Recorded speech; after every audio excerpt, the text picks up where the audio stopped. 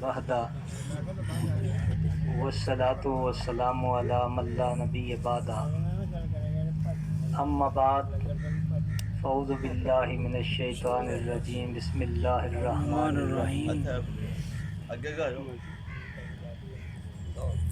ولا تقولوا لمن يقتل في سبيل الله اموات بل احياء ولكن لا تشعرون ان الله وملائكته يصلون على النبي يا ايها الذين امنوا صلوا عليه وسلموا تسليما.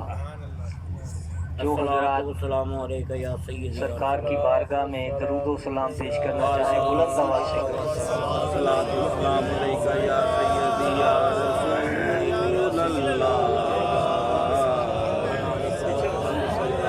وسلم علیکہ یا حبیب اللہ صلاۃ والسلام علیکہ یا سیدی یا رحمت للعالمین. کونین میں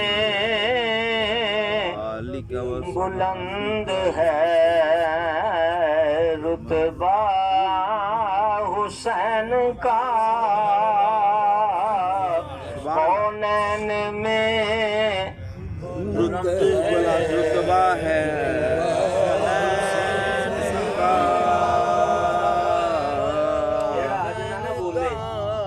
اللہ کرے ساری عمر نہ بولے جڑا امام حسین دے نام دے نہ بولتا. کونین میں بلند ہے رتبہ حسین کا، کونین میں بلند ہے رتبہ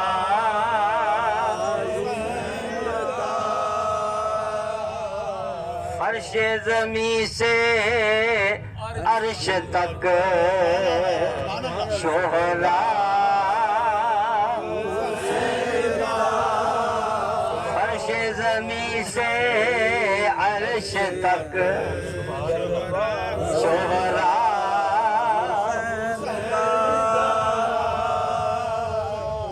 بے مثل ہے جہان میں کنبہ حسین کا، بے مثل ہے جہان میں کنبہ حسین کا.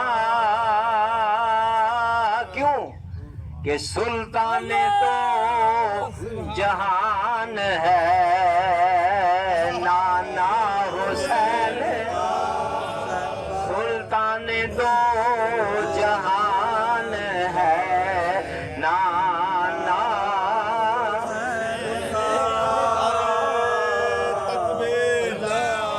نعرہ رسالت، نعرہ تحقیق، نعرہ حیدری، نعرہ غوثیہ، تیرا پیر میرا پیر، محفل ملاد مصطفیٰ، تیرا ویر میرا ویر، بوٹا ویر بوٹا ویر.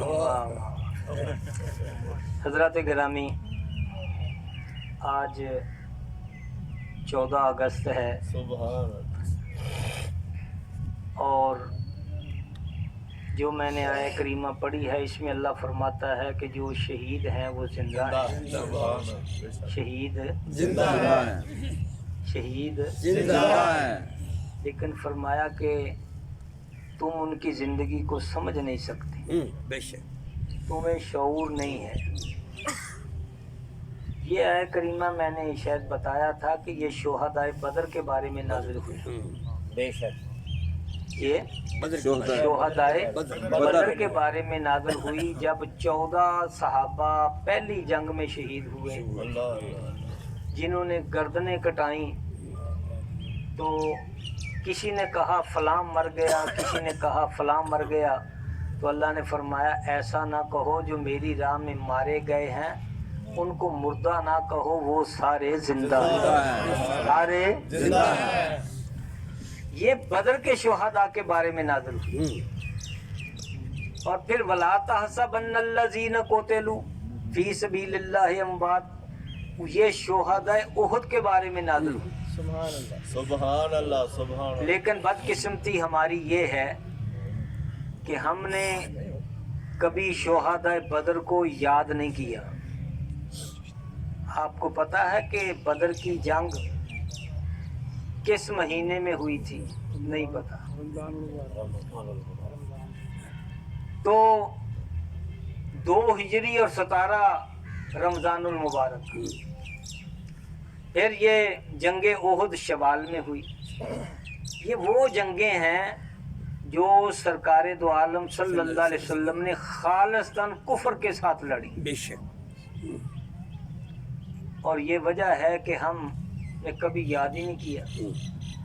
تو پتہ چلا کہ بدر والے زندہ ہیں، بدر والے زندہ ہے، احد والے زندہ ہے، حنین والے زندہ ہے، حنین والے زندہ ہے، یرموک والے زندہ ہے، مدینے والے زندہ ہے. جو مسجد نبوی کے محراب نے نماز پڑھاتے ہوئے شہید ہوا عمر فاروق زندہ ہے، بول لو. زندہ ہے.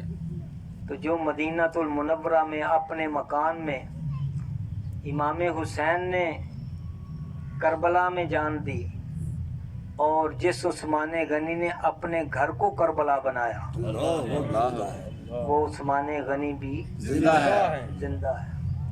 یہ میں ٹیونک کرتا رہتا ہوں کہ ہمارے لوگ صرف ایک ہی ڈگر پر چل پڑے، اکھاں بند کر لیندے آ تے چک دیندے آ، پھر جو منہ چایا کہی جاندے تے قوم دیاں جیباں خالی کرا رہے. یہ خون حسین دے تاجر نے، یہ چادر زہرا نو ویچن والے نے. استغفر اللہ. اسی الحمدللہ سارے بے لوس بیٹھے. بے شک. تو بات یہ ہے کہ جو امام حسین کے ساتھ کربلا میں گئے، آپ کے ساتھ جو شہید ہوئے، جو اہل بیت میں سے تھے وہ 21 تھے. بعد نے 23 کہا، بعد نے 21 کہا. باقی جو 50-52 شہید ہوئے وہ اہل بیت نہیں تھے، وہ عام لوگ تھے. لیکن حسین کے ساتھ چلے گئے، شہید ہو گئے. اب ان کا ذکر بعض کہتے ہیں کہ کربلا والوں کا ہی ذکر کیا جائے، محرم میں کسی اور کا ذکر نہ کیا جائے. میں پوچھتا ہوں کہ آل رسول کے علاوہ جو امام حسین کے ساتھ گئے تھے آل رسول نہیں تھے، ان کا بھی ذکر کرنا چاہیے کہ نہیں کرنا چاہیے. بے شک. اگر یہ کہا جائے کہ نہیں وہ تو حسین کے ساتھ گئے تھے، میں کہتا ہوں جو حسین کے ساتھ گئے تھے آل رسول نہیں تھے، اہل بیت نہیں تھے، ان کا ذکر کرنا ٹھیک ہے. تو پھر جو حسین کے نانے کے ساتھ گئے تھے سبحان اللہ. سبحان اللہ. ان کی شان کیا ہے؟ ان کا ذکر بھی کرنا چاہیے کہ نہیں؟ کرنا چاہیے. اس لیے گرامی حضرات، بات یہ ہے کہ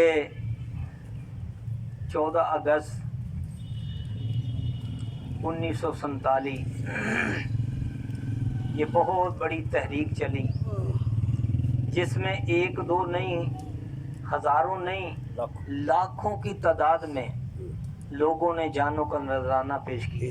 سبحان اللہ. اور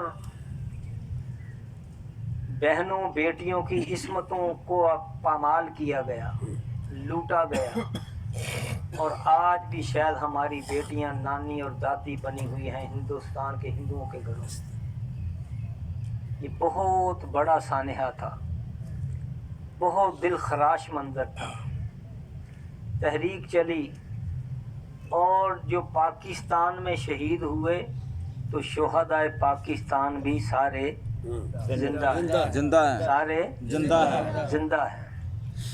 اور آج وہ ہم سے ایک مطالبہ کر رہے ہیں کہ ہمارا خون بھی شامل ہے تزئین گلستہ میں، ہمارا خون بھی شامل ہے تزئین گلستہ میں، ہمیں بھی یاد کر لینا چمن میں جب بہار آئے. وہ کہتے ہیں ہمیں بھی یاد کر لینا چمن میں جب بہار آئے. آج چمن میں بہار آئی ہوئی ہے तो ये पौध उन्हीं की लगाई हुई। بے شک ایک تنا آور بہت بڑا درخت جب ہم کاٹتے ہیں تو سائے سے محروم ہو جاتے ہیں، لیکن وہ درخت ہم سے زبان حال سے کہتا ہے کہ میں کٹ تو گیا ہوں، بظاہر سائے سے محروم ہو گیا ہوں، لیکن اب میں تمہیں ڈوبنے نہیں دوں گا، میرے پھٹے بنا کر اب تم کشتی میں چلے جانا، سبحان اللہ اور اب تم مکان میں بیٹھے ہو تو مضبوط باریاں اور ونڈو اور دروازے بنا لینا، اس لیے جو شہید کی جو موت ہے وہ قوم کی حیات ہے، شہید کی جو موت ہے وہ قوم کی حیات ہے۔ حیات ہے۔ گرامی قدر حضرات، تحریک چل رہی تھی، مولانا تمیز الدین رحمت اللہ علیہ بہت بڑے عالم تھے، ہندو گنڈے ان کی جوان سال بیٹی کو اٹھا کے لے گئے، تو وہ بڑے غمگین ہوئے۔ آپ کو پتا ہے کہ بیٹیوں کا کیا درد ہوتا ہے، اگر تو صاحب اولاد ہوگا تجھے اولاد کا غم یاد ہوگا۔ جب ان کی جوان سال بیٹی گنڈے ہندو اٹھا کے لے گئے، مولانا نعیم الدین مراد آبادی رحمت اللہ علیہ حضرت کے خلیفے تعزیت کرنے کے لیے گئے، جا کے کہنے لگے مولانا تمیز الدین سے کہ بہت برا ہوا، بہت افسوس ہوا۔ تو مولانا تمیز الدین رحمت اللہ علیہ رو کر کہنے لگے مولانا نعیم الدین مراد آبادی سے، مولانا پاکستان بن جائے گا؟ انہوں نے کہا ہاں پاکستان بن جائے گا انشاءاللہ۔ مولانا تمیز الدین نے کہا اگر یہ بات ہے تو میں ہزاروں بیٹیاں قربان کرنے کو تیار ہوں۔ یہ پاکستان اس طرح بنا ہے۔ مولانا محمد بخش مسلم نے کہا تھا کہ پاکستان ہم نے جس طرح بنایا ہمیں پتہ ہے۔ کہنے لگے ہم ایک مرتبہ پٹھانوں کے علاقے میں گئے، قائد اعظم بھی ساتھ تھے، کہنے لگے پٹھانوں نے کہا کہ ہم پھر مانیں گے اگر جناح کا لفظ قرآن میں آئے، پھر محمد علی جناح کو ووٹ دیں۔ کہنے لگے ہم نے پھر قرآن کے پہلے پارش کی آیت پڑھی، فلا جناح علیہ، فلا جناح علیہ۔ انہوں نے کہا وہ جناح کا ذکر قرآن میں آ گیا، تو انہوں نے پھر ہمیں ووٹ دیا۔ تو گرامی قدر حضرات، کہ پاکستان جو ہے مرز وجود میں آیا، لاکھوں مسلمانوں کی قربانیوں سے مرز وجود میں آیا، اور آج پاکستان کو بچانے کی ضرورت ہے۔ پہلے بنایا تھا، اب بچانا ہے۔ یاد رکھیے ہمارا رہنا، ہمارا جینا، ہمارا مرنا پاکستان کے لیے ہے۔ یہ ایک پرندے سے آپ سیکھیں۔ بابا گرو نانک کہتے ہیں کہ میں ایک دفعہ جا رہا تھا تو ایک درخت کے نیچے سے آگ لگی ہوئی تھی اور آگ اوپر جا رہی تھی، اور اوپر ایک فاختہ، ایک پرندہ، ایک چڑیا بیٹھی تھی۔ اس نے مجھے کہا کہ آگ لگی اس برچ کو، جلنے لگے اس کے پاترے۔ کہنے لگے بابا گرو نانکا ساڈے گھر نوں اگ لگ گئی ہے تے کی کریے؟ آگ لگی اس برچ کو، جلنے لگے اس کے پاترے۔ کہندے بابا گرو نانک کہنے لگا میں نے کہا اڑ جاؤ تسی پنچھیو، پنتھ تمہارے ساتھ رے۔ پنچھیو اللہ نے تمہیں پر دیے ہیں، اڑ جاؤ۔ انہوں نے کہا بابا گرو نانک سمجھا تھا بڑا عقل مند ہے، یہ بات کیا کہہ دی؟ پھل کھایا اس برچ کا اور گندے کیے اس کے پاتر۔ یہ تو سمجھ آ گئی، وہ کہہ دے پھل کھایا اس برچ کا اور گندے کیے اس کے پاترے۔ اس کا پھل کھایا जब आंधी आई, तूफान आया, बारिश आई, इसने हमें बचाया, अल्लाह इसका फल खाया। तो फिर बाबा गुरु नानक कहने लगा फिर क्या करना चाहिए जब आग लगी है? तो उस परिंदे ने कहा, बाबा गुरु नानक, भट्ट हमारा जीवना, जे मरे ना इसके साथ रे। क्या बात भट्ट हमारा जीवना, जे मरे ना इसके। कहा हम इंतजार कर रहे हैं अल्लाह। कि ये आग जो है नीचे से ऊपर की जानब आ जाए।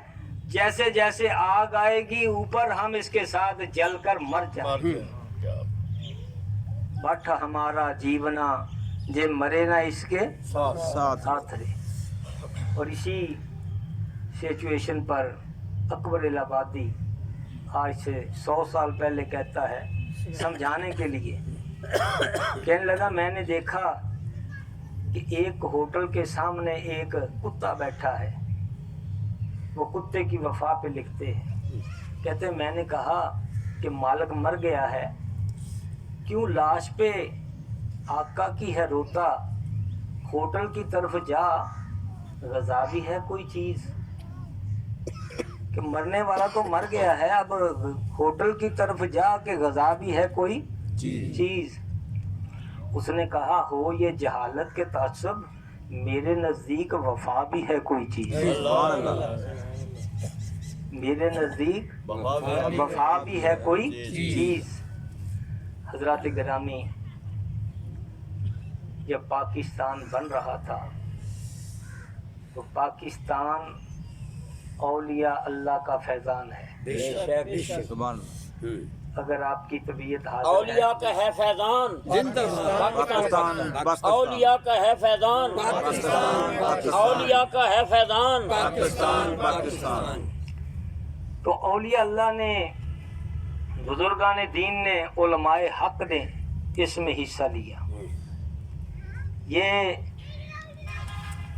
All India Banaras Sunni conference और all India Sunni Moradabad conference, ये कॉन्फ्रेंसें हुई जिसमें हज़ारों मशाइख उलमा ने कहा कि हम पाकिस्तान बना के रहेंगे, पाकिस्तान बना के रहेंगे। अगर जना अपने मुतालबे से दस्तबरदार भी हो गया तो पाकिस्तान हम बना के रहेंगे। इस पर बहुत कुर्बानियाँ दी गई। जैसे मैंने अर्ज किया तो कहा कि फंड की कमी है। पीर जमात अली मुहद्दिस अलीपुरी से कहा गया कि हाफिज साहब फंड चाहिए, पाकिस्तान बन रहा है। उन्होंने सर झुकाया, झुका के जेब में हाथ डाला, कहा कितने चाहिए? कहा इतने लाख चाहिए। फरमाया और भी लेने हैं ले लो। कहा क्यों? कहा इसलिए आज मेरा हाथ मुस्तफा के खजाने में पड़ गया, आज मेरा हाथ मुस्तफा के खजाने में पड़ गया है, जितने पैसे लेने हैं आज मुझसे ले लो। ये पाकिस्तान इस तरह बना है। हज़रत गिरामी मौलाना सईदुल कादरी साहब रहमतुल्लाह अलैह हमारे रूहे रवां थे। तो इसी मौका पर वो मेरे साथ बैठे थे, तो यही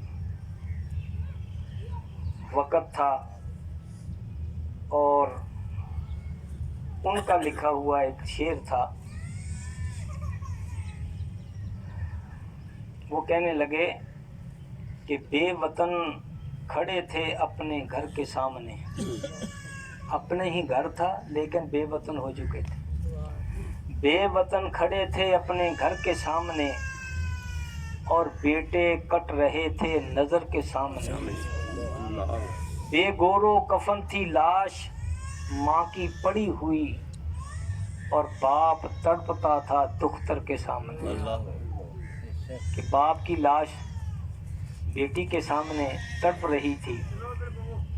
हज़रत गिरामी और भी बहुत कुछ कहने को है, लेकिन याद रखिए कि शोहदाए करबला का सदका के शोहदाए पाकिस्तान ने वो अज़म दिखाया, वो जुर्रत दिखाई कि पाकिस्तान बन गया। اور آج پاکستان کو بچانے کی ضرورت ہے، اور وہ اسی طرح ہے کہ آج بھی کوئی صحیح معنوں میں خلفائے راشدین کا غلام ہو، پھر ہی پاکستان بچ سکتا ہے، ورنہ آج آپ کے سامنے جو حالات ہیں کہ پاکستان میں جو سیاستدانوں نے کام شروع کیا ہے، اور جو فوج کے خلاف بھی پروپیگنڈا ہوا، جو شہید ہوئے ہیلی کاپٹر میں، پتہ ہے آپ کو؟ تو یہ جو شہید ہوئے ہیلی کاپٹر میں گر کر، اور ان کے خلاف جو پروپیگنڈا کیا گیا، تو فوج حرکت میں آئی اور لوگوں کو پکڑا گیا، بڑے بڑے لوگوں کو، کسی کا لحاظ نہیں کیا گیا، کیونکہ یہ پاکستان کی فوج ہے اور اس کا سپہ سالار باجوہ ہے۔ تو میں نے کہا جس فوج کا سپہ سالار باجوہ ہو، اگر ان فوجیوں پر کوئی تنقید کرے تو پورا پاکستان حرکت میں آتا ہے، ادارے حرکت میں آتے ہیں۔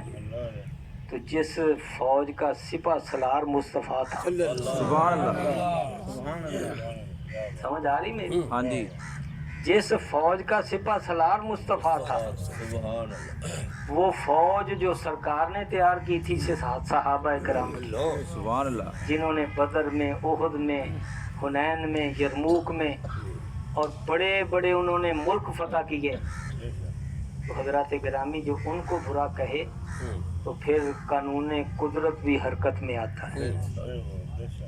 اس لیے ہم کو چاہیے کہ شہدائے پاکستان کو آج شہدائے کربلا کے ساتھ یاد ضرور کریں۔ تو میں آپ احباب سے التماس کرتا ہوں کہ آج کے حوالے سے شہدائے پاکستان اور شہدائے کربلا کے حوالے سے کوئی آدمی بھی آج پیچھے نہ رہے، جو حسب توفیق ہے ضرور بر ضرور